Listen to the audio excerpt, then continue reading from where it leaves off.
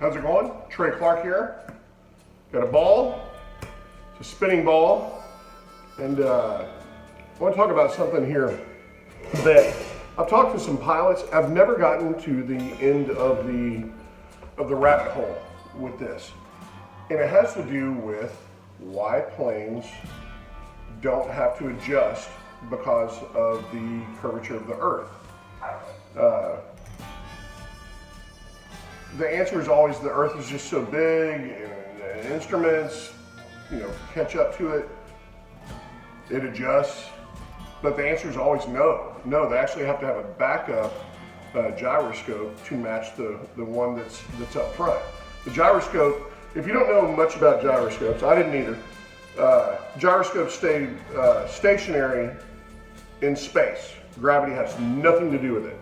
So if a gyroscope is going this way and it's spinning like that, and it's riding along with something on a craft, it's going to stay upright. Now, okay.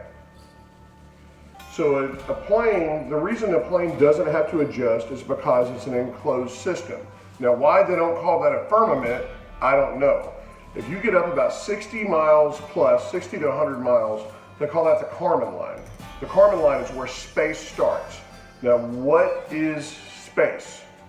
A couple of things that everyone agrees on is that it's a vacuum and it's weightless. Those two things you can factor in. Okay, so think about this. You got the Earth spinning.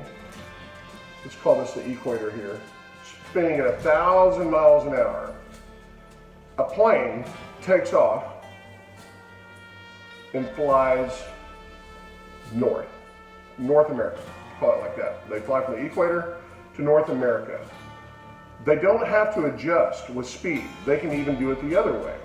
The Earth is turning this way, and it can fly up this way, and it doesn't affect the speed or the time. That's important. Why?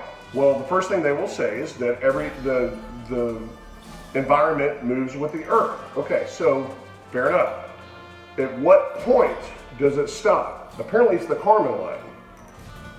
And the Kármán line is where vacuum meets atmosphere.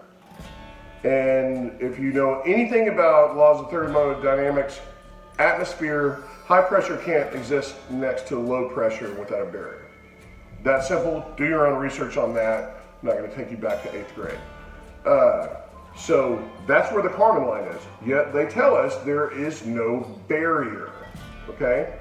Somehow they exist without consequence with each other. So what's the other excuse? Well, it's gradient and it just kind of fizzles out into space. And eventually it just goes from atmosphere to not atmosphere.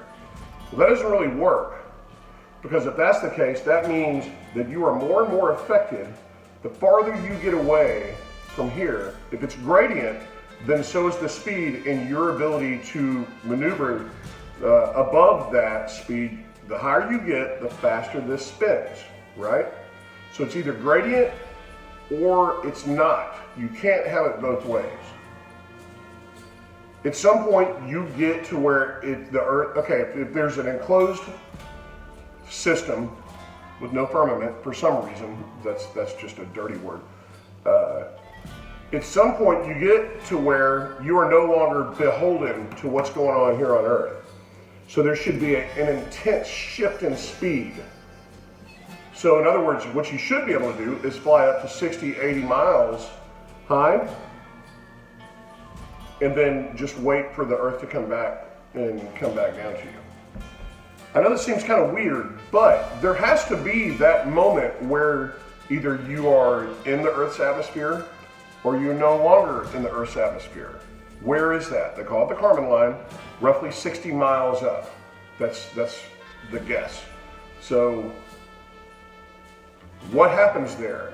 Do you sit there and look and the Earth is just kind of turning with you and you're traveling and all of a sudden all the laws of physics cease to go along with your previous experience for the last few minutes, and all of a sudden, blah, blah, blah, blah, blah, everything goes nuts? As Joe Pesci said in,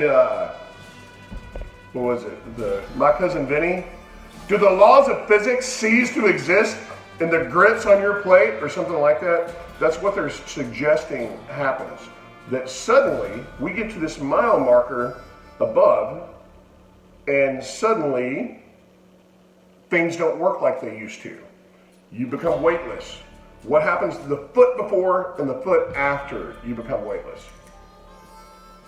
Do you slowly, gradually start to float? At what rate? No one gauges it, no one measures it, and no one bothers to even let us think that we can ask these questions. That should bother you. If someone said there's a border between when you're going to live and when you're going to die, you would say, I want to know to the fucking 100th of a millimeter. Yet, space?